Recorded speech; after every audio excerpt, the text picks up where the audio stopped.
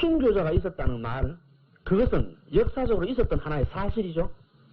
그렇지만은 그리스도의 죽음과 부활은 누가 지금 증거해야 돼요? 우리가 증거해야 되죠. 그럼 그 그리스도의 죽음과 부활을 증거하는 사람들은 뭐라 그럽니까? 그 번역 잘 되거나 못 되거나 간에 그걸 우리말로 표현하면 그럼 우리는 다 뭐 돼야 될 사람들입니까? 그러니까 순교는 나무 얘기가 아니라 내 얘기다 이 말입니다. 그리스도의 죽음과 부활을 증거하지 않으면 아무 소용없다. 평신도고 성직자고 무슨 소용이 있노 이 말이에요. 그리스도의 죽음과 부활을 증거 안 하는데. 그래서 순교는 그리스도인의 생존 양식이다. 순교는 그리스도인의 생사관이고 그리스도의 생존 양식이고 그리스도의 존재 양식이다. 그래서 순교자가 있었다는 것은 역사적인 사실이지만은 순교해야 된다는 것은 지금을 살고 나의 과제다. 우리의 순교는 우리의 과제입니다. 현실적으로 우리가 해야 할 과제다. 그럼 그건 결국 뭐냐? 그리스도의 죽음과 부활을 증거하는 일이다. 그렇다면 모든 순교자들은 그리스도의 죽음과 부활을 증거한 증거자가 아니면 그 순교자가 아니다 이 말이에요. 그래서 그들 알아둬야 될 것은 죽었다는 결과가 순교자 되게 하지 않습니다. 그리스도의 죽음과 부활을 증거한다 하는 그 원인이, 그 기인이 순교자 되게 합니다. 이걸 조금 더 구체적으로 표현해보면 토마스 아퀴나스 성인은 그 신학대전에서 분명히 이렇게 얘기해 줍니다. 마뚜울이라는 것은, 순교라고 하는 것은 진리를 증거하는 것을 말한다. 그런데 아무 진리나 증거한다고 증거자가 되는 것은 아니다. 이 말은 둘에다가 둘 등하는 것은 다다. 이것도 하나의 진실이다. 이걸 증거하기 위해서 죽었다. 순교자냐? 아니다. 이 말이죠. 즉 어떤 학술이나 개인적인 신앙이나 개인적인 주장을 때문에 죽는다고 순교자 되느냐? 안 된다. 그런 거는. 진리를 증거하는데 아무 진리나 증거한다고 순교자 되는 거 아니다. 그럼 어떤 진리를 증거해야 되느냐? 하느님의 계시 진리가 진실되다는 것을 증명해야 이 순교자다. 그게 순교다. 그럼 하느님의 계시 진리가 진실되다는 걸 증거하는 게 순교이고 그렇게 증거하기 위해서 목숨을 바친 자는 순교자이다. 그 때문에 하느님의 사랑과 정의 진리를 증거했으면 모두 증거자들이다. 그 때문에 아일랜드 수도원에서 소위 그 유명한 백색 순교라는 말이 나온다 이 말이죠. 그리스도의 정결을, 그리스도의 사랑을 그대로 지키며 일생을 살고 자신을 봉헌한 삶, 그건 하나의 그리스도의 가르침을 증거했다. 피를 흘린 거 없다. 순결하다. 그래 깨끗하다. 그래 그 백색 순교라고 한다. 여러분 아마 백색 순교자들 있죠. 그다음에 피를 흘리지 않더라도 내가 저 세상에서 사랑을 증가하고 내 사는 모습을 보고 내 친구들이 그게 그리스도 같은 거란 말이냐 라고 알 수 있도록 살면 나는 그게 그리스도를 거기서 증거했으니까 피를 흘리지 않았지만 녹색 순교다. 마침내 가해자에 의해서 직접적인 가해자에 의해서 그러니까 그 가해자는 그리스도의 사랑 정의를 정면으로 부인하면서 피를 흘리게 하면 그건 이제 적색 순교자. 우리가 보통 순교자라는 것은 피 흘린 순교자를 말하는데 그러니까 순교라는 그 말 본뜻은 죽었다는 결과 때문이 아니다. 그 원인 때문에 순교자 되게 한다.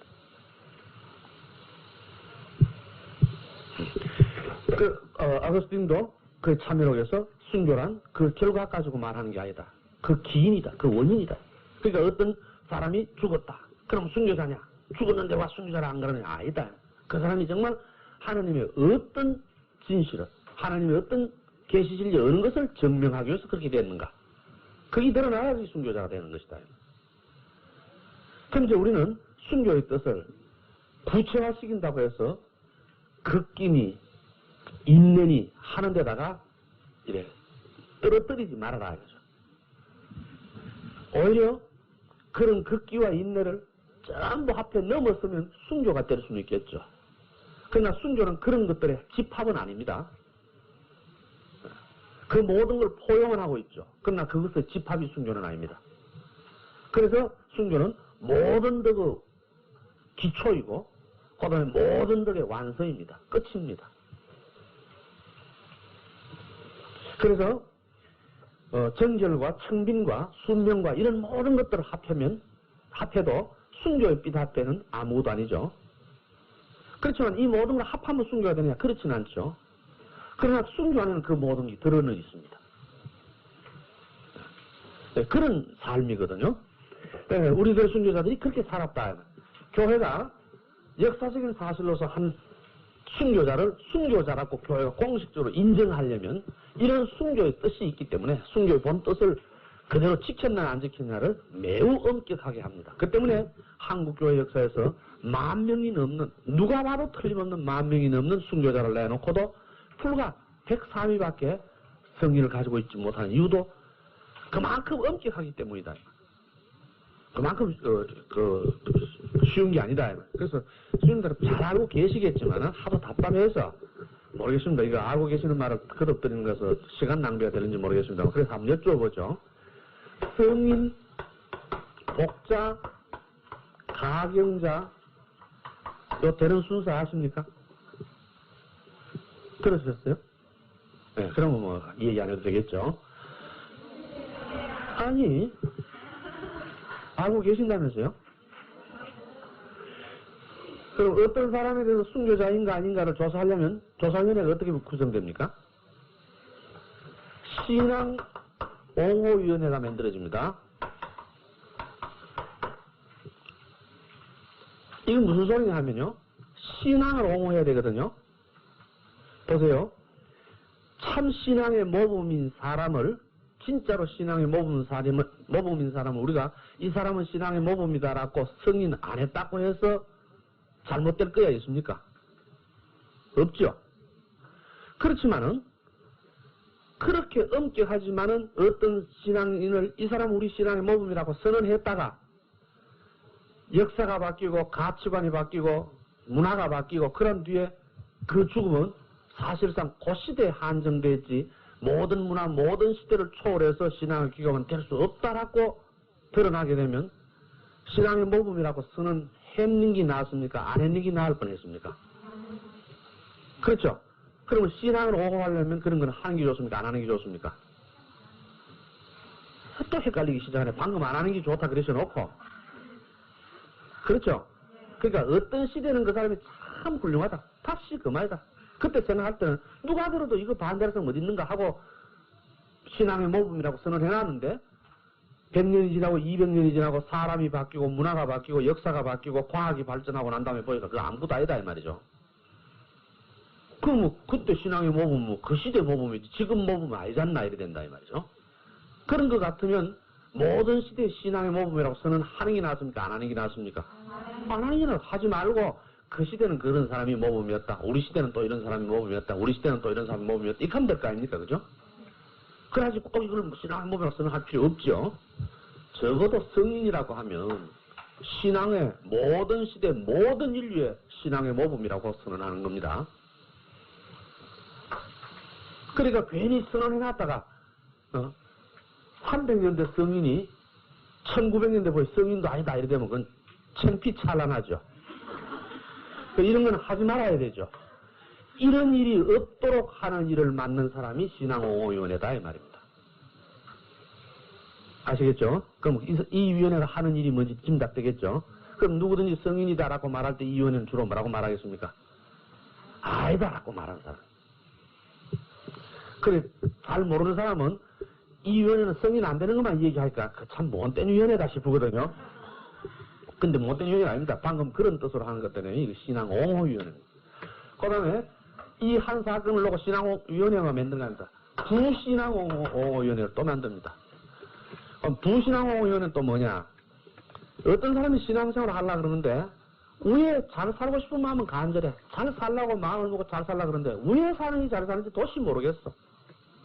이럴 때는 이분이 신앙의 모범이라고 선언해 주는 게 그 귀감이 있는 게 좋겠어요? 없는 게 좋겠어요? 있어야 되잖아요. 그래서 그걸 선언해 주도록 하는 일을 하는 사람들입니다. 본 뜻을 알아들으십시오. 잘못 알아듣고 나중에 하는 일만 가지고 요거는 찬성파, 저거는 반대파 이래야 알아들으면 그건 참 난처합니다. 그러면 이분들도 귀감을 제시는 해줘야 되겠지만은 아까처럼 시대 흐름에 따라 바뀐다면 오히려 손해나는 짓은 안 하는 게 안 좋겠어요. 그런 손해나는 게 없는 범위 내에서는 그래도 할 수 있으면 선언하는 쪽으로 생각하는 위원회입니다. 그럼 이 두 위원회가 한 사건을 놓고 같이 합니다. 같이. 이게 기가 막히는 거죠. 그러니까 A라는 사람이 생애를 조사할 때 두 개의 위원회가 따로따로 조사한다 이 말입니다. 위원회 하나가 혼자 조사하는 게 아니다 이 말이죠. 그럼 이제 한번 봅시다. 한 사람이 어떤 A라는 사람이 가라는 분이 일생을 살아가는데 지극히 거룩하게 잘 살았어요.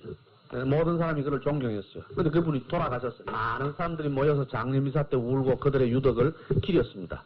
그러나 인간은 위대한 하나님이 주신 위대한 은총이 있습니다. 잊어버린다는 은총. 여러분 잊어버리는 걸 기뻐하십시오. 공부했다가 잊어버려가지고 내 머리야 하지 마세요. 하나님이 주신 은총입니다. 어머니 죽은 슬픔을 절대로 못 잊으면 못 삽니다. 어떤 사람이 웃음 얘기가 그 웃음을 안 잊어버리면 계속 웃다가 밥도 못 먹죠. 제발 잊어버려야 됩니다. 얼마나 고마운지 몰라요. 그래서 그 덕택에 이 훌륭한 사람의 위협도 잊어버려지죠. 잊어집니다. 그래서 우리나라 예사담에 정성이 죽었을 때 손님이 많습니까? 정성 말이 죽었을 때 손님이 많습니다. 말 죽었을 때 정성한테 잘 빌라고 많이 오죠. 정성 죽으면 그 사람 잘 빌 사람 갈 필요 별로 없잖아요. 이 사람 죽고 나면 잊어버려진다. 망각으로 떨어진다. 이게 정당한 일반적인 인간사다. 그런데 어떤 사람이 죽었다. 죽고 난 다음에 세월이 흘러갈수록 그 사람의 유덕이 자꾸 길어진다. 그래서 이런 사람이 잘 있겠어요, 없겠어요? 이런 게 있다면 이거 자체가 벌써 놀라운 거죠. 제1조 여기에 해당하는 사람이라야 이 조사위원회 대사에 대해요. 그러므로 죽기 전에 이런 거 붙여지지요? 안 붙여지죠? 그런데 요즘 그런 사람이 있습니다. 인도의 성령 마다 데레사 한데 그 성령은 무슨 소리냐? 천만에 그거는 뭐라 그럴까요? 칭찬하는 말이지 교회가 공식적으로 선언하는 성령은 아닙니다. 매우 조심해야 됩니다. 그 때문에 성거라고 앞에 붙일 때 그냥 뭐 말하면 해준다고 쉽게 붙여줄 이름이 아니라 정성을 다해 성 그래 붙여줘야죠. 그 정말. 네, 이런 사람이라 대사해야 되니까 이런 사람이 잘 있습니까? 없습니다. 근데 이런 사람이 조사대사야 되는데 그 조사대상이 어느 지역에 이런 일이 벌어질 거 아닙니까? 그죠? 이 사람에 대해서 알지도 못한 사람까지 그러지는 않을 테니까 어떤 지역에서 일어납니다. 그럼 그 죽은 뒤에 이 사람의 유덕이 자꾸 길어지는 일이 점점 높아져서 신자들이 이 사람에 대한 공덕을 공식적으로 인정해줘야 할 그것이 신앙적으로 볼 때 옳다고 말해줘야 될 필요가 있을 때 그 교구에서 이 조사를 합니다. 그리고 교구에서 이 조사를 한 결과 두 위원회가 따로 조사하죠. 9일기도 하고 갑니다. 임무를 각각 맡고 갑니다. 이 조사를 하면서 두 위원회가 각각 따로 조사합니다. 조사 결과를 두 위원회가 각각 하고 난 다음에 그 결과를 가지고 두 위원회가 연석회의를 합니다. 연석회의를 해가지고 단 한 건에 대해서라도 반대자가 한 사람이라도 있으면 보류입니다. 무섭죠.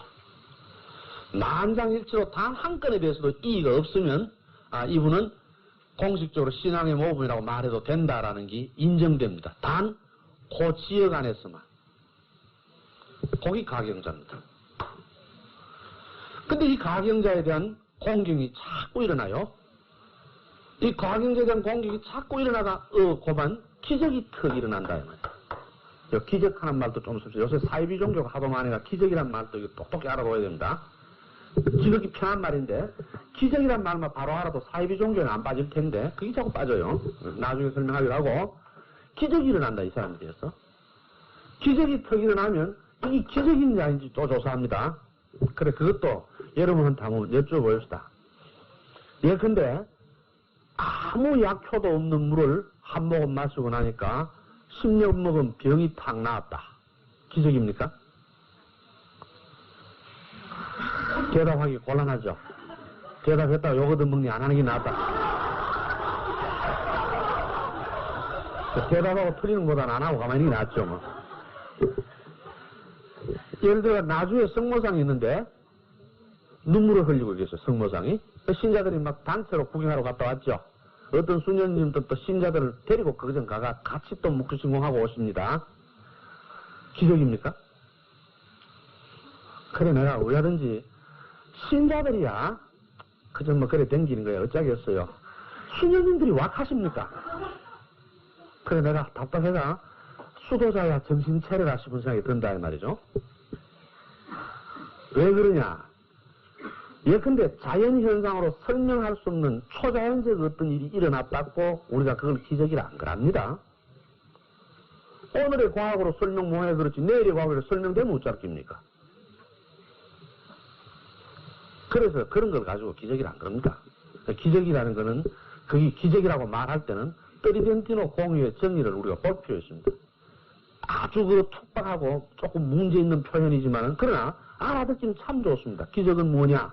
기적은 하느님의 가르침이 진실되라는 걸 증명하려고 일어나는 일입니다.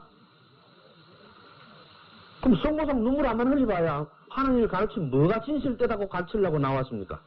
그거 이런 걸 소위 메시지라 그러죠. 그런 메시지가 없으면 기적이라고 볼 수 없어요. 그런 일이 있을 수 있죠 뭐. 그런 일만 있으면 마음에 경건하고 좋은 거야 좋은 거죠. 그렇지만은 그렇게 기적이라고 까불지 말아야 된다. 그래야 그거 다 기적이라 그러면 박대선 장로 손 씻고 물 먹고 나간 것도 기적이고 뭐 언제 천재 기적 아닙니까? 그러니까 사이비 종교가 이렇게 날뛰잖아요. 그 사이비 종교에 되게 중심 세력이 전부 천주교 냉담자들이랍니다. 그 얼마나 기가 막힙니까? 왜 그런지 나중에 기적 얘기 따로 하기로 하고요. 그럼 이 기적이 일어나야 이 사람이 복자가 됩니다. 그럼 복자에 대한 공경심이 또 계속 일어나서 또 기적이 나야 성인이 됩니다. 이러니까 또 어떻게 여러분이 그러니까 이 계급이 세하구나. 성지 내가 성인이 되는구나. 야 대단하다. 이래 생각하실지 모릅니다. 그런 건 아닙니다. 그럼 이거 차이는 어딨냐? 가경자가 복자가 된다는 것은 모든 교회의 신앙의 규범이 된다. 모든 교회. 성인이 된다는 것은 모든 시대 모든 인류의 신앙의 규범이다. 그 말입니다. 엄청나죠?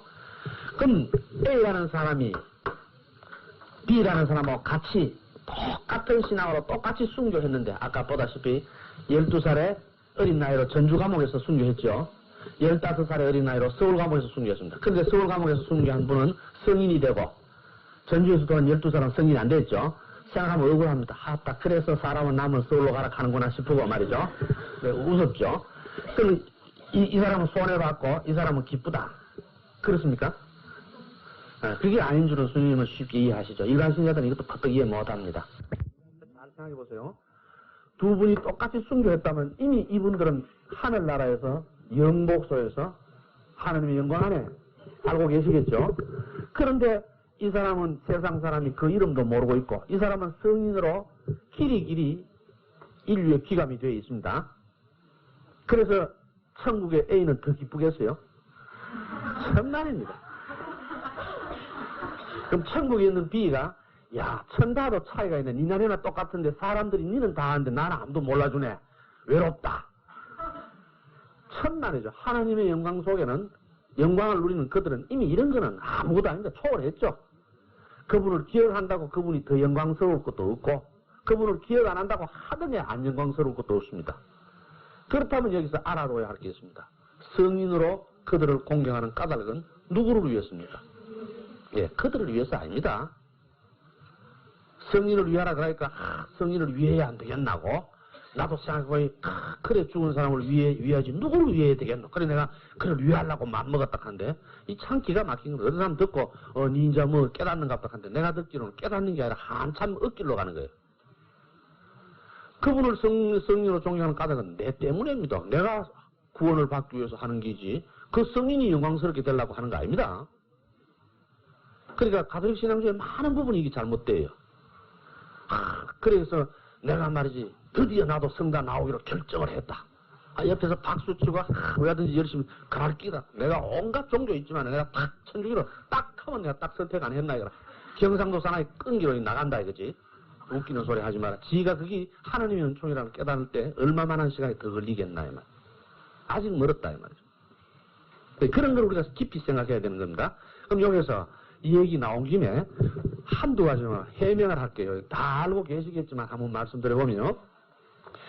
이 신앙오위원회와 부위원회가 한 건이라도 합의가 이루어지지 못하면 보류한다 그랬죠. 그럼 그 예를 한번 들게요. 교황 비오 10세가 성인 위에 성인으로 선포되었습니다. 이분이 교황 성인으로 선포될 때 두 위원회가 각각 조사했는데 다 이의가 없어요. 다 통한데 끝에 한 가지 딱 걸렸습니다. 이 사람 성인 못 된다. 그러니까 신앙오위원회에서 얘기했죠. 못 되느냐? 이유가 있습니다. 이분이 어릴 때 비오 10세가 소년일 때 상당히 먼 거리를 걸어서 학교 다녔었습니다. 근데 너무 먼 거리를 학교 다니니까 신이 잘 떨어져요. 그래서 가난한 집에, 찢어지게 가난한 집에 신발이 자꾸 떨어지니까 집에서 동구밖까지 나올 때 신 신고 나와가지고 그 다음에 신을 벗어 떨고 학교 뛰어갑니다. 학교 문 앞에서 신을 신고 학교 생활하고 돌아와서 집에 나올 때 신발을 벗어 들고 뛰어나옵니다. 그 어린 거에 신발을 아껴서 그렇게 아꼈었다 이 말이죠. 그래 이게 걸린 겁니다. 물질은 인간을 위해서 주어진 것이지 인간을 위해 주어진 물질을 너무 지나치게 쓰면 뭡니까? 사치와 낭비, 그 모범이 될 수 없죠. 사치와 낭비 그 죄입니다. 모범이 될 수 없죠. 그렇다고 인간을 위해 주어진 신을 인간보다 소중히 여기가 벌써 들고 뛰어다니는 이거는 구두쇠. 네? 구두쇠가 인류의 모범이 될 수 없습니다. 이게 얼마나 어렵습니까? 그죠? 잘 한번 생각해보시죠. 그러니까 내가 이 구두쇠냐 아니면 낭비냐 참 어려운 쉬운 일이 아닙니다. 그럼 그 어린 게 벌써 신발 벗어 들고 다닐 정도로 구두쇠 무섭게 하면 나중에 재벌 뗄 가능성이 있었는지 모르지만은 그래가는 인류의 모범이 못 된다. 그 유보돼. 보류. 얼마나 무섭습니까? 그런데 다시 이 위원회가 열려가 부신앙옹호위원회에서 조사를 한 결과를 발표합니다. 만약에 그분이 정말 신 딸는 게 아까워서 벗어 들고 뛰었다면 그건 성인 될 자격이 없다. 근데 알아보니 그게 아니더라. 어떻더냐. 이 소년이 집에서 먼저 잠이 들고 아버지가 늦게 돌아가셔서 부모가 마주 앉아가 잠들기 전에 부모가 대화하는 소리를 잠결에 듣는데 엄마가 그러죠. 얘 신 사줘야 되겠어요. 그러죠. 그래서 아버지가 그러죠. 벌써 떨어졌나. 사준 지가 언젠데요. 길이 얼마나 멉니까? 왜 안 떨어지겠어요? 그러니까 아버지가 글쎄 그거야 그렇지. 내가 월급 받는 날이 5일 있어야 받는데 5일만 더 견뎌주면 얼마나 좋겠냐. 5일 더 못 쉬겠느냐. 그러니까 벌써 구멍이 나서 5일은 이틀도 더 못 쉬습니다. 이런 대화를 들었습니다. 그럼 아버지가 5일만 더 쉬어달라는 그 말이 이 소녀의 마음에 아버지의 걱정을 5일만 들어줄 수 있는 방법이 뭔가 흩어서 들고 뛴 거예요. 신이 아까웠을까? 아니다. 아버지의 걱정을 들어드리기 위해서. 똑같은 행위지만은 앞에 것으로 보면 신을 아까워서 들면 구두쇠지만은 아버지의 걱정을 들기 위해서 했다면 이게 뭡니까? 사랑의 실천 아닙니까? 그래 해결이 되어 올라갑니다. 이만큼 무섭습니다. 그러니까 천주교에서 성인 올려놓으니까 뭐 저거가 해놨는데 옳게 알겠나? 아무것도 안 했겠나? 그래 어설프게 생각하지 마시고 천만입니다 이거.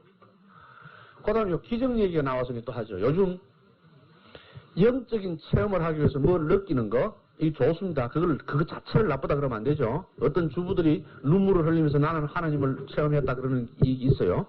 그 어째 그러냐 물어보면 말이죠.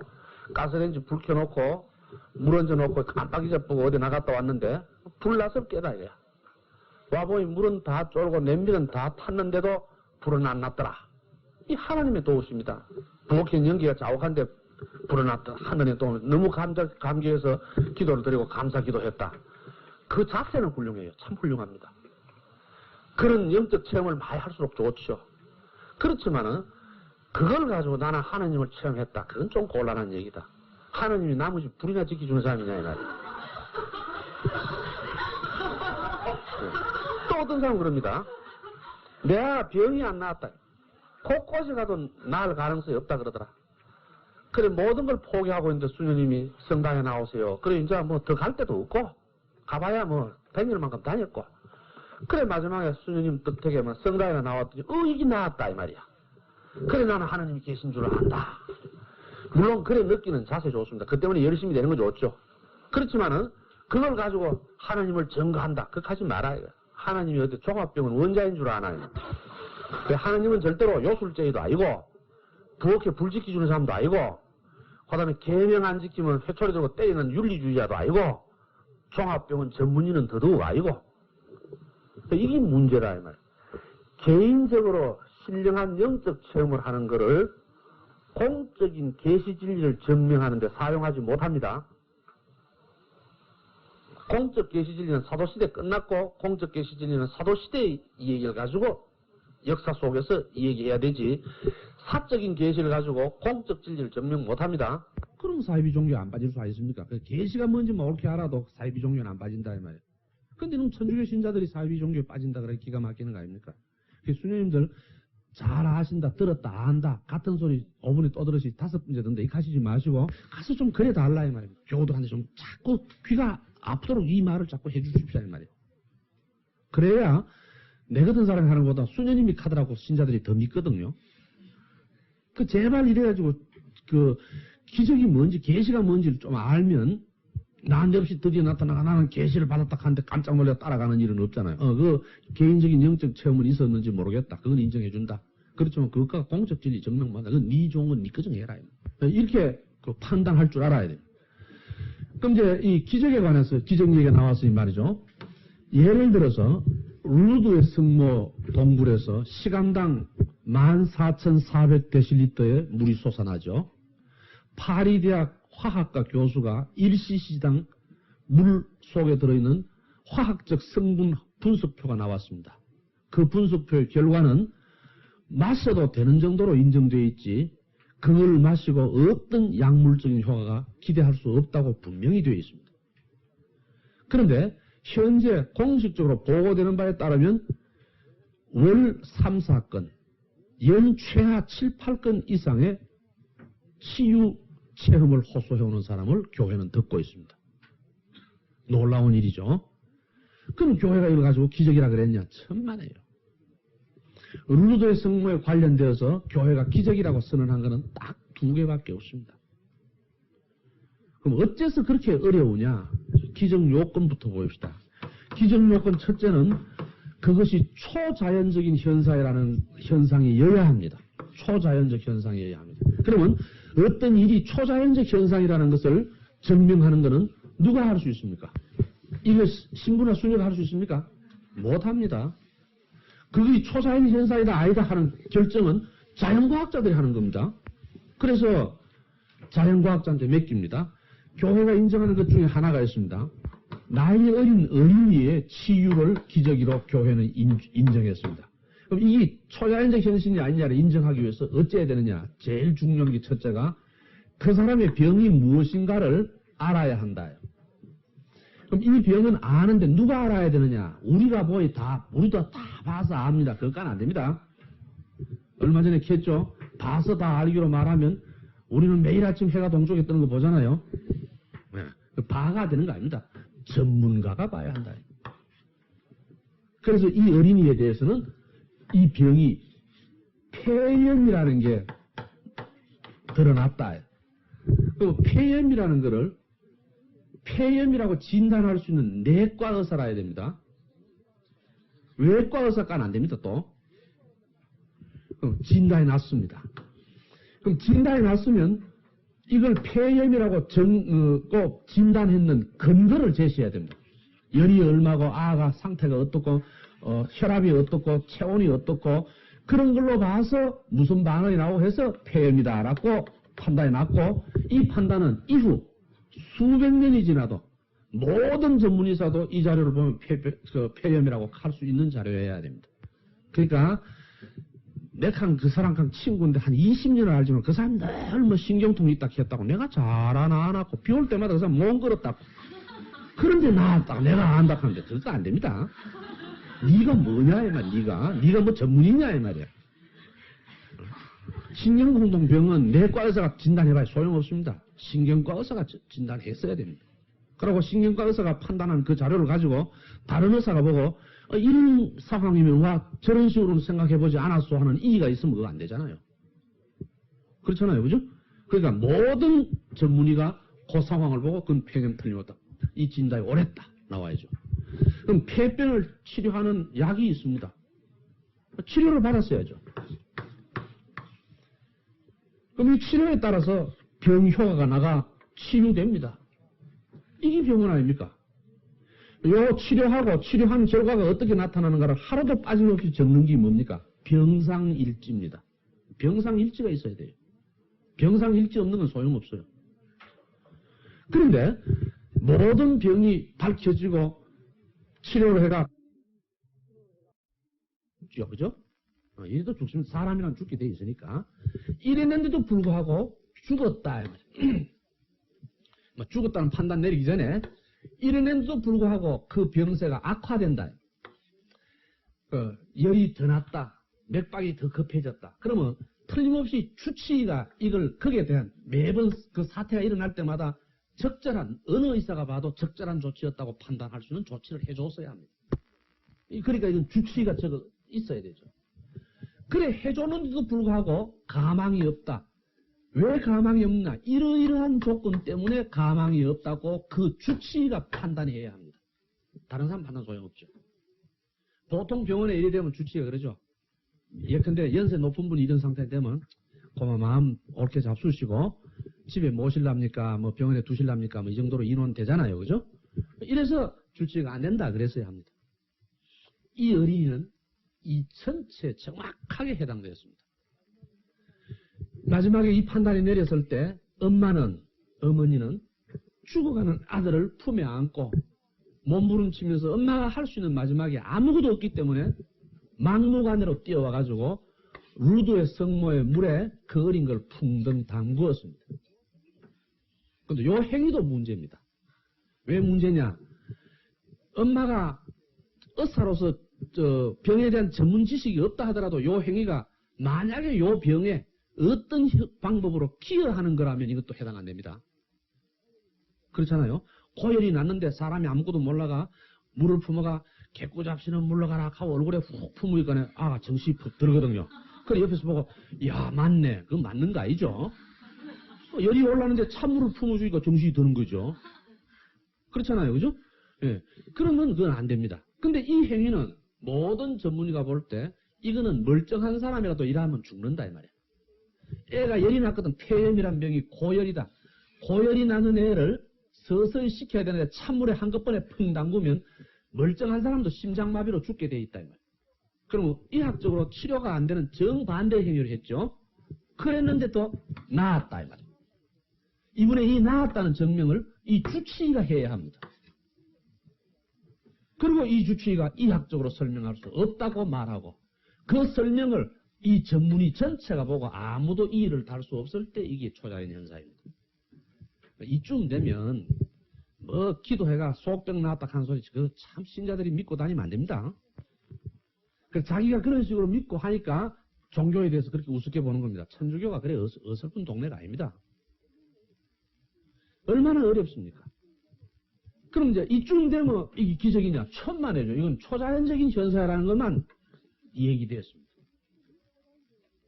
그럼 이 초자연 현상이 왜 일어나느냐? 메시지가 있어야죠. 메시지. 하나님의 계시질이 뭐가 진실을 뜻한 걸 증명하는 거냐? 그럼 이 증명은 이번엔 자연과학자들이 할 수 있습니까? 이건 이제 신학자들이 합니다. 이 신학자들도 보통 신학자가 아닙니다. 성서신학을 하는 사람이라 해야 되죠.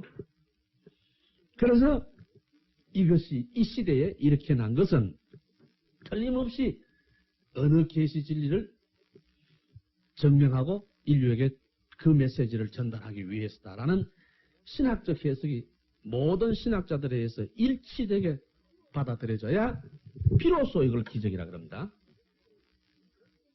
그래 어떤 역사 속에 기적이 하나 일어났다. 천주교가 인정하는 기적이 하나 일어났다는 것은 얼마나 놀라운 일입니까? 그래 이런 걸 가진 사람들이 성인 되었습니다. 여러분 성인 우습게 보면 큰일 납니다. 그래서 재밌죠. 한국천주교에서 백사미가 복자였습니다. 성인이 되려면 뭐가 있어야 됐습니까, 그때? 기적이 일어났어야죠. 그래, 우리가 그때 시성운동할 때 200주년을 앞두고 이 성인들 이름으로 기적이 일어나기를 기적을 청하는 기도를 하기 시작했죠. 그래, 저는 어떻게 생각해보면, 잘은 모르겠습니다. 어떻게 생각하면 이때 그냥 놔뒀으면 하는 생각이 들어요. 기적을 달라는 간절한 기도를 해가 만약에 기적이 하나 일어났다면 어쩔 뻔했냐 이 말이야. 그런데 교회법에 이 복자가 성인으로 선포될 때 기적은 교황님께서 관면을 주실 수 있습니다. 그러니까 우리 교황님이 이걸 관면 주셨어요. 200주년의 뜻을 더욱 널리 선포하기 위해서 관면을 주셨습니다. 그럼 교황님이 관면 주실 때는 교황이니까 지 마음대로 관면 한다고 관면이 되느냐? 천만입니다. 관면 주는 이유가 나와야 하고 그 관면 주는 이유가 모든 신학자가 볼 때 합당해야 합니다. 그 한국교회 관면 주는 이유가 뭔지 압니까? 첫째, 전 세계 교회 역사상에 없이 평신도 저희들끼리 했다. 신부님의 강론 하나도 안 듣고도 순교했다. 김범우가. 그죠? 윤지충이 순교했다. 이 말. 이게 기적, 이보다 더한 기적이 어디 있냐. 그 다음에 중국에 천주교 전화되는 거 같죠? 네스토리니즘이 625년에 전달됐다가 사라졌죠? 11세기에 다시 몽고의 천주교 분명히 전달됐죠? 꼬르비노가 전교했을 때 2만 명의 신자가 있었다고 보고가 되어 있습니다. 마르코 포로 동방경문록에도 그 사실이 얘기되고 있습니다. 그런데 흔적 없이 사라졌어요. 탄압하면 사라지기 마련이에요. 예를 들어서 사도들의 정당한 후계자인 주교님이 없을 때 사제 축성을 할 수 없죠. 안 되잖아요. 사라지게 되어 있습니다. 전부 모든 교회가 그렇게 다 사라졌는데 한국은 100년 사이에 한번 보십시오. 최초의 10년 동안 없었죠. 주무모 신문 6년 끝나고 난 다음에 33년 동안 없었죠. 2년 몇 개월 동안 앵베르 주교 샤스당 신부님, 모방 신부님이 하시다가 또 10년 동안 김대근 신부님 오실 때까지 또 없어집니다. 김대근 신부님 와가지고 이번에는 대원군 박해가 일어나가지고 몽땅 다 죽일 거는 사실 또 다른 사람 없습니다. 그러니까 100년 박해 동안에 50년 이상의 사제 없습니다. 그런 상태에서 교회가 위축되지 않고 유지되었다는 그 자체가 역사적인 기적이다. 이 말이에요. 그죠? 한국 교회를 그래서 기적의 교회라 그런다. 이 말이에요. 마지막으로 쭉 말씀드린 가운데 예컨대 윤지충의 그 시신에 관한 이야기, 그죠? 순교자 이누갈다의 그 향내 얘기, 이도기의 죽음에 관한 아무것도 모르는 외교인의 그 증언들, 그런 걸 보면 그때 벌써 상당히 많은 기적들이 한국 교회에 있었다 이 말이에요. 그거를 교회가 시적절하게 조사해서야 하는데 그때 한국에 그 박해가 일어나는 상태에서 어떻게 이걸 조사합니까? 조사할 수가 없어서 못했다 이 말입니다. 그렇기 때문에 조사 못했는 거를 지금와 기적이 없다고 말할 수 없다. 이래서 관면을 줬습니다. 그렇다면 한국인의 모든 가슴 속에 그 관면 준 이유가 생생하게 우리의 정거적 삶을 살 수 있는 영혼의 영적 양식이 되어서 살아야 됩니다. 근데 우리는 그것도 모르고 아무것도 모르고 하여튼 성인 안 됐나 이거야. 성인 돼서 무슨 소리냐. 그렇게 요새는 피 흘리는 게 없으니까 알아가 사는 게 요새 순교 아이가. 다 압니다. 입으로만. 적어도 기적의 교회, 그 죽음보다 더 짙은 삶 속에서 순교자들이 남겨준 생애를 잊을 수 없어 목숨을 걸고 이 누갈다의 옥중서간을 손으로 옮겨 적어서 가슴에 품고 댕기던 그 열이, 그것처럼 우리도 지금 그거 살아야 되는 거 아니냐. 지금 그걸 우리가 지금 여기서 살아야 되는 거 아니냐. 그러면 그 시대 다 인정하고 그 시대 인간이면 그래도 된다는 일을 안 하던 그 신자들, 예컨대 황사영의 백서 속에는 이런 대목도 나옵니다. 죄인이 엎드려 염치 없지만은 관면 하나를 청합니다. 우리처럼 고통을 받고 있는, 박해를 받고 있는 교회는 금식제에 대해서 관면해 주시길 청합니다. 교우들이 3, 4일씩 산속에서 목숨을 구하기 위해 피해 있다가 3, 4일 만에 혹은 일주일 만에 나와서 한 그릇 밥을 얻게 되는데, 그 보리 밥 한 덩어리를 얻게 되는데, 그걸 먹으려고 보면 그날이사 말고 금식일이다. 이럴 경우에 이 밥을 먹도록 허락해 주십시오. 그래 놓고 주교님, 이 밥을 먹도록 허락해 달라는 뜻이 3, 4일을 이미 굶었기 때문에 먹도록 해달라는 것은 천만 아닙니다. 우리가 이미 목숨을 걸고 사는데 며칠 굶어서 배고픈 거 그거 못 참아 먹도록 해달라는 거 아닙니다. 그 밥을 안 먹어도 좋지만은 그걸 먹지 않았을 때 이 불쌍한 교가 다시 언제 밥을 얻을 수 있는지 그 기약이 없기 때문입니다. 그래 놓고도 그게 그렇게 부끄러워서 이 어려운 때 이런 관면을 청하고 있는 저희들을 불쌍히 여기달라고 청하고 있습니다. 그런데 오늘날 곳곳이 앉아가 파티한다고 먹을 거 다 먹고 앉아가지고 뭘 하겠냐 이 말이죠. 그렇다고 대거 안 먹는 것만 능사가 아니죠. 잡술 거 다 잡숫더라도 그들이 보여줬던 그 인내와 헌신과 그 정거적 삶을 살아야 한다. 그래서 오늘 이 1시간 동안에 순교자의 생생한 더 얘기를 더 하지 않고 이런 부질없는 말씀을 드리는 까닭을 용서해 주시기 바랍니다. 그러나 그것은 내 마음속에 순교자들의 얘기가 지나간 옛 얘기가 아니기 위해서이고 순교자들이 그렇게 인내했고 김종환 회장이 배고픔을 이기기 위해서 그렇게 노력했고 살을 파고 들어간 밧줄을 파내는 고통 때문에 기절을 했던 그 성인들이 그런 것 속에 하나님의 사랑을 증거했다면 오늘 내게 주어진 이 은혜로운 모든 순간순간과 이 찬란한 하루하루 그 전부에 우리의 미소 속에도 하나님의 사랑을 증가할 수 있어야 되고 순교자 누갈가처럼 한 생각이 떠올라도 주님 한 호흡이 나와도 하나님이기 때문에 나와야 하지 않겠느냐. 그걸 우리가 다시 한번 살리기 위해서 부질없는 얘기를 오래 드렸습니다. 왜냐하면 이제 이 전국적인 박해가 있고 난 다음에 그 뒤를 이어서 우리들의 첫 번째 사제이신 김대근 신부님의 순교가 일어나는 세 번째 전국적 박해가 준비됩니다. 그래서 오늘 저녁 잡숫기, 저녁 기도 시간 전에는 1시간을 온건히 김대근 신부님에 대해서 생각해 보기로 하고 바로 김대근 신부님의 말씀을 드릴 수 있도록 그 앞부분의 얘기를 끝내놓겠습니다. 남은 요 시간 동안에요. 제6장 헌종조를 한번 보시기 바랍니다. 이거 저 6장이 아니죠. 6장 끝났죠. 뭡니까? 9장입니까? 이거 8장이네요. 병호박해와 김대근 신부입니다. 8장. 이제 기해박해가 일어나고 난 다음에 교회 사정과 그 우리나라 형편이 어땠는가 봅니다. 1839년에 앵그리 주교정 성직자들이 순교하심으로써 한국교회는 다시 목자 없는 교회가 되었죠. 그리고 기해박해 이후에 교회 지도자들, 그러니까 정하상, 유진길, 조신철 같은 지도자들의 뒤를 이어서 다시 한국교회 지도자로 나타난 사람들이 이제 현성문, 이재희, 말하자면 이제 3대 지도자들입니다. 그렇죠? 제3세대들입니다. 이런 사람들은 앞서 했던 그 지도자들보다 더 어떤 의미에서 역경과 시련 속에서 시작됩니다. 이미 박해가 전국적으로 2차례 있었기 때문에 한국의 모든 국민들은 천주교를 신앙하면 죽는다는 걸 압니다. 그리고 정부가 일방적으로 천주교 교리, 서두에 말씀드렸던 그 부분적 교리에 대해서 악의에 찬 모함을 했기 때문에 예컨대 우리가 신앙하고 있는 것 중에 그리스도의 그 몸과 피를 먹고 마신다. 이 얘기가 늘 전해지기를 그리스도 신자들은 산속에 왜 모여서 사느냐. 사람을 잡아먹으려고 그래 모여서 한다. 그래 모여가지고 사람을 어떻게 잡아먹는데 짐승 한 가지다. 몸과 피를 서로 나누어 마신단다. 그러니까 일반 사람들이 들으면 기가 막히는 겁니다. 거기다가 또 천주교 신자는 그 어려운 속에서 다니면서 사람들을 위해서 사랑을 실천하는 것은 양보하지 않고 다 하거든요. 하는데 그때 우리나라도 어제 말씀드린 것처럼 태국과 이 중국 일대처럼 어린이가 너무 많이 쉽게 죽습니다. 그죠? 그럼 어린이가 죽으면 어른이 죽으면 장례를 치르고 이러는데 어린이 죽으면 장례가 없습니다. 부모 앞에 간 사람은 불효라고 해서. 그래서 들판에 놓고 돌로 이렇게 쌓아놓죠. 이런 걸 갖다가 그 경상도 쪽 그 뭡니까?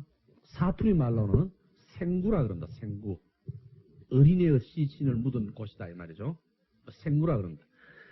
이 생구가 성교를 경상도식으로 된 발음으로 내면 뭡니까? 성교 아닙니까? 성교. 생구, 성교. 이래가 한테 합쳐가지고 어린이만 죽으면 천주교 신자들은 좋다고 와가 묻어주거든요. 그래 어른들은 이해를 멈추고 와저짓 하는지. 우리는 하는 일이 있죠.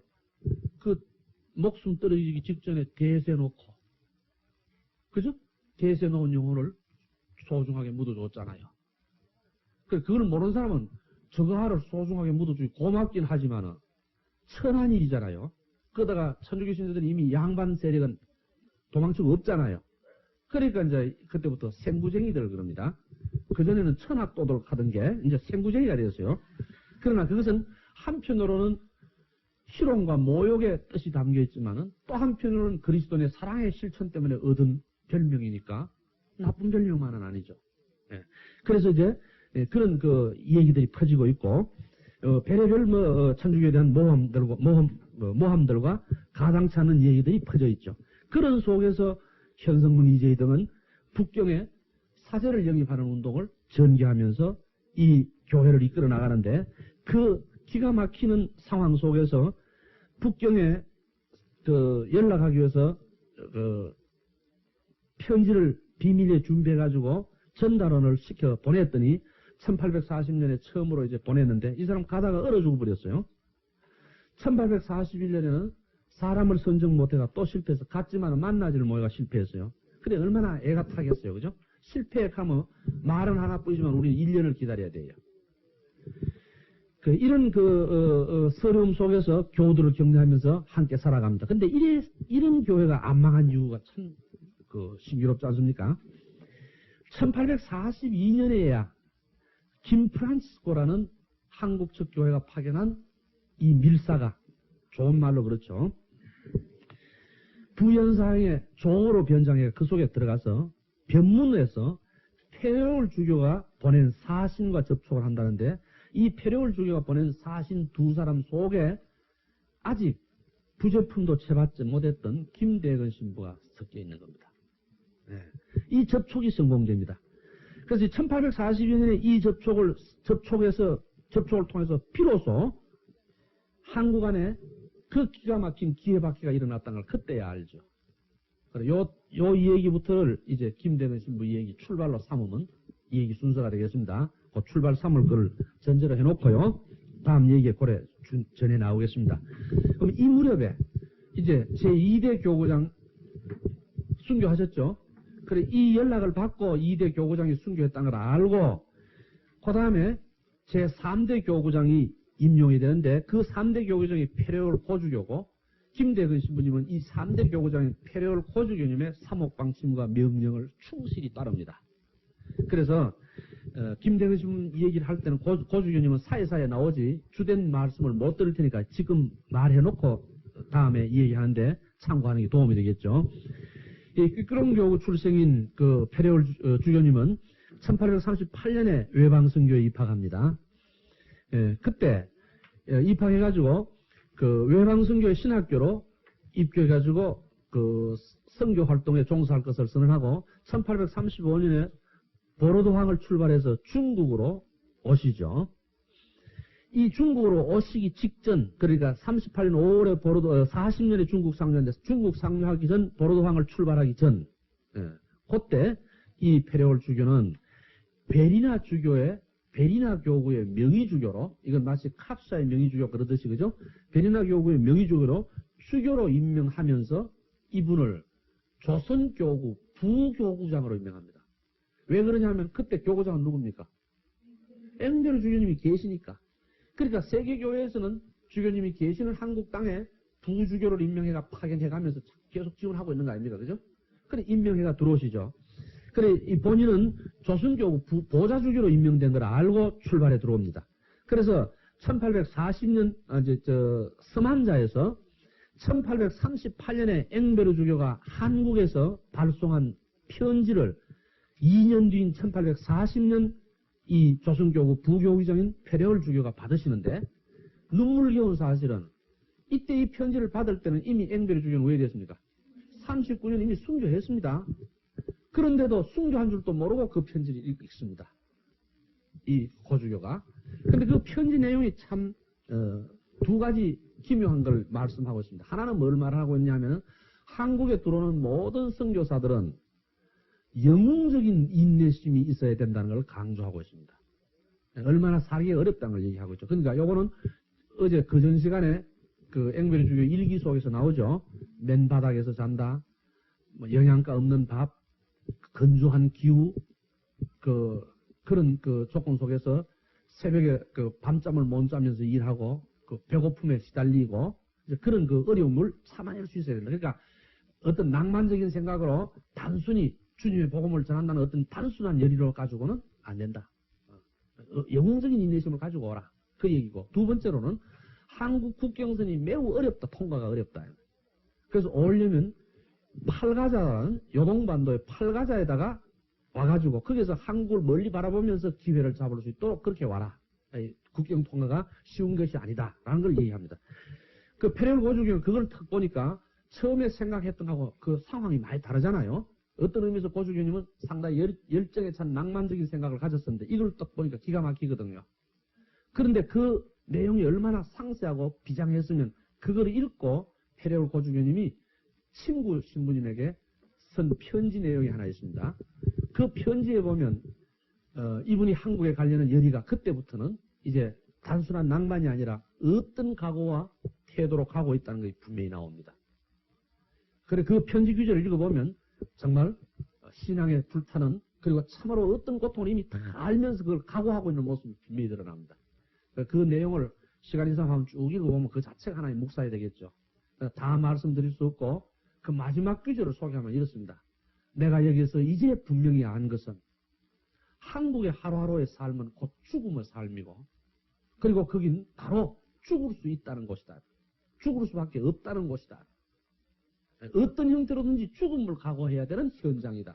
그래 놓고 더시여 나를 부러워하라. 그리스도의 십자가를 가장 가까이서 질 수 있는 자리에 있으니 나처럼 유리한 십자가 곁에 있는 사람이 또 있겠는가 하는 말이죠. 이건 보통 얘기 아니죠. 그죠? 그런 각오로 들어오시는 겁니다. 그리고 그 마지막 부분에는 그런 기도도 되십니다. 한국에 사목하는 모든 자가 그와 같이 죽어가는데 그러면 그들의 뒤를 이어서 내가 또 그 자리에 가는데 그들의 후배인 나의 한국 선교 조건은 어떠할는지 주님 내가 가야 할 조건은 어떻습니까? 그것은 당신의 뜻대로 이루어지소서 그러고 있습니다. 그런 이제 각오로 이분이 오시죠. 그리고 오셔가지고 조선교구와 연락하는 여러 가지 시도를 하다가 실패하고 1840년에 앞에 말한 그 김프란치스코를 통해서 이제 조선교회가 참상 소식을 듣습니다. 그 참상 소식을 듣고 이걸 이제 교회에 알리죠. 교회에 알리니까 세계 교황청에서는 이미 제2대 교구장이 순교하고 안 계시니 보좌주교로 임명했던 이분을 주교로 당연히 승품시킨 거 아닙니까? 그죠? 그래서 1843년 12월 21일에 주교로 승품하고 승선하고 제3대 교구장으로 임명해가 내보내니 이때부터 그 페레올 고주교는 김대근 신부에게 부제품을 주시고 신품을 주시면서 한국에 복음을 선포할 수 있는 방법, 사제가 들어갈 수 있는 방법을 이제 명령합니다. 김대근 신부님은 이 고주교의 명령에 따라서 국경을 탐험하고 한국의 사제를 모셔들을 일을 작업하고 그리고 압록강과 두만강의 국경이 완전히 봉쇄된 걸 확실히 확인하고 난 다음에는 육로로는 도저히 들어올 수 없다는 걸 알고 이때부터 해로로 신부님을 모십니다. 그래서 이제 신부님이 입국하는 길이 이제 틀립니다. 육로가 아니라 해로입니다. 김대근 신부님으로부터 이후부터 들어오는 그러니까 페레올 고주교부터 들어오는 모든 성직자들은 해로로 들어오기 시작합니다. 시간이 없어서 설명할 여가가 없을 것 같아서 덧붙여 놓으면요. 김대근 신부님이 이 해로로 사제를 모시기 위해서 해로를 지도로 그릴 필요가 있었죠. 황해도 일대 해로를 지도로 그렸는데 김대근 신부님 지도 전문가 아닙니다. 사제죠. 그 사제 모셔오기 위해서 그 길을 알려고 그려놓은 이 해로 해안선 도시 지도가 한국 역사상 우리나라 지도에 대해서 누굽니까? 김정호죠. 김정호보다 더 정확한 금성문으로 남게 됩니다. 이거 기가 막히는 거예요. 그리고 한국 교회가 나중에 이런 것들 좀 한테 모으면 한국 문화와 역사와 지리에 어떤 영향을 미친는가가 나옵니다. 그런 지도가 그만큼 상세히 나옵니다. 예. 그 다음에 이 시점에서 곁들여 놓을 거는 앞에 세 분 성직자가 순교하시고 들어오실 때 하숙으로 들어오시죠. 그리고 병자로 위장해가 들어오시죠. 그래, 들어오셔가지고 어떻게 오느냐. 들어오셨으면 키는 크지요. 한 얼굴에 이상한 사람이라고 당장 드러나지 않습니까? 그런 처지에 있는 사람을 전국의 오가 작통법이 돼가 보는 대로 밀고 하라 그래 놨는데 어떻게 그 사람들이 한국에서 선교할 수 있었느냐. 이분들이 선교할 수 있는 유일한 방법은 조선시대 법을 역이용했습니다. 한국 법 중에 참 좋은 법 중에 하나가 있습니다. 내가 서두에 잠깐 말씀드렸는데 아무리 어리더라도 상주의 말은 들어준다 그랬죠. 그게 우리나라 사람의 참 인정이죠. 아버지를 잃은 슬픔이 그보다 더 큰 사람 없다 이거야.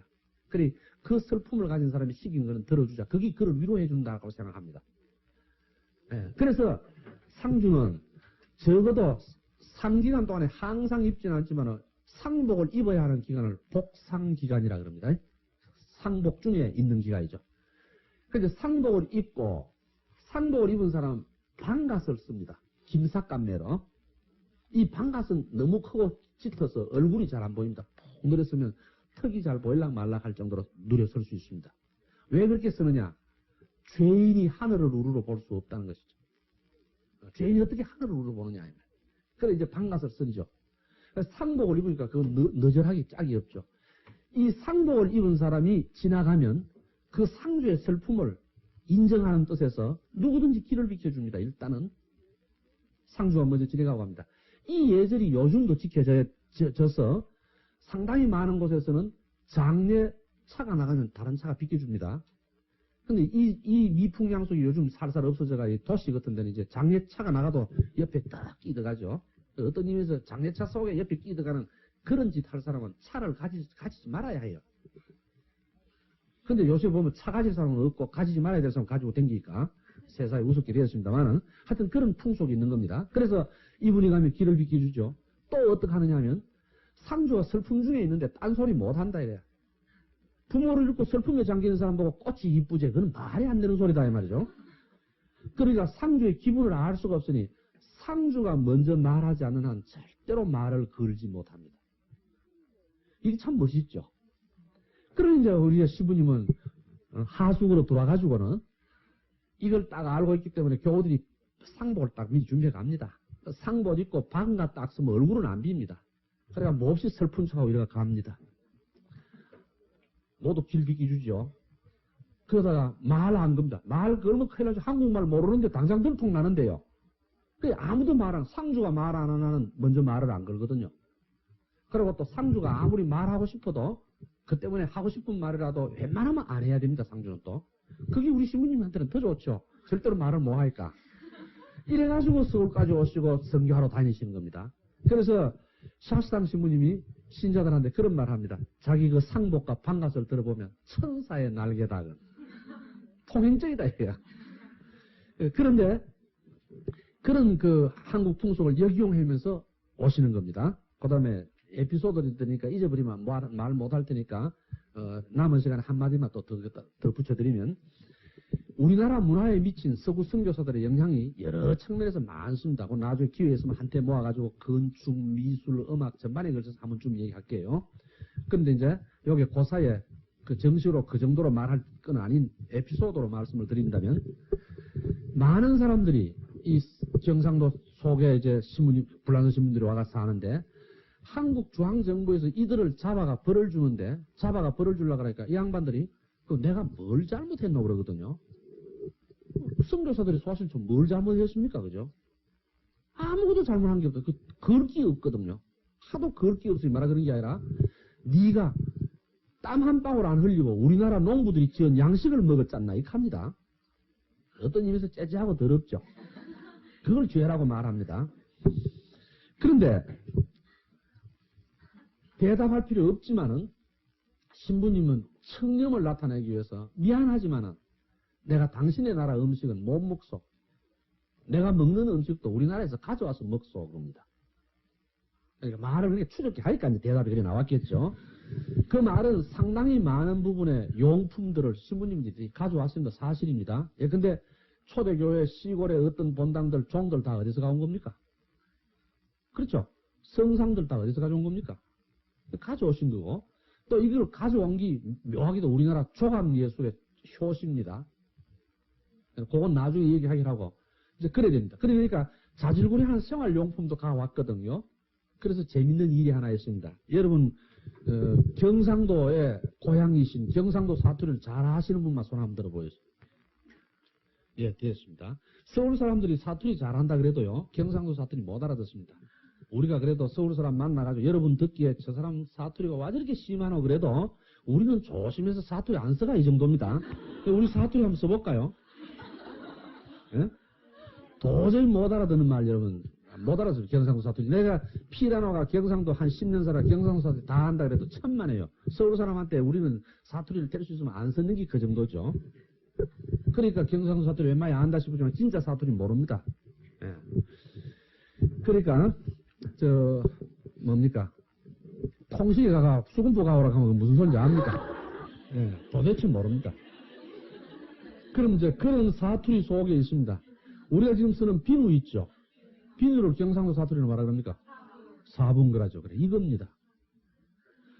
사분을 경상도 사투리라 그러는데, 뭐 경상도 사람, 우리도 경상도 사투리인 줄 압니다. 비누가 사분그라는 경상도 사투리인데, 이게 경상도 사투리가 아니라 외국어입니다. 불어입니다, 불어. 어째 그러냐? 우리나라 사람들은 비누 없었거든요. 프랑스 신부님들이 비누를 가져오셨단 말입니다. 그래서 세수할 때 보니까 뭐 요런 게 돌로같이 생긴데 냄새도 좀 쏙쏙하게 거품이 싹 나가 딱 하이 때도 잘 주고 참 좋거든. 그래 회장님들이 신부님 그게 뭡니까? 불어로 비누를 사분 그러거든요. 그죠? 사분 그러니까 경상도 사람이 불어 발음을 어떻게 할 줄 압니까?